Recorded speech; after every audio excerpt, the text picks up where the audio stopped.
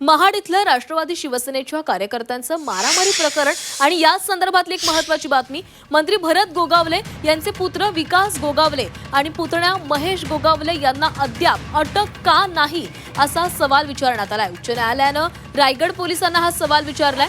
एका कॅबिनेट मंत्र्याचे नातेवाईक असल्यानं तुम्ही मागील 1.5 महिन्यांपासून आरोपींना अटक करत नाहीत का असं म्हणत कोर्टानं पोलिसांवर ताशेरे ओढलेत। महाड नगरपालिकेच्या 2 डिसेंबरला पार पडलेल्या मतदाना दिवशी राष्ट्रवादी आणि शिवसेनेच्या कार्यकर्त्यांमध्ये मारामारी झालेली होती। या मारामारीनंतर परस्परांनी एकमेकांच्या विरोधामध्ये दिलेल्या तक्रारीनंतर पोलिसांनी गुन्हा दाखल केला होता। यापूर्वी देखील विकास गोगावले आणि महेश गोगावले यांनी जामिनासाठी अर्ज केला होता, मात्र कोर्टानं जामीन अर्ज फेटाळून लावला होता।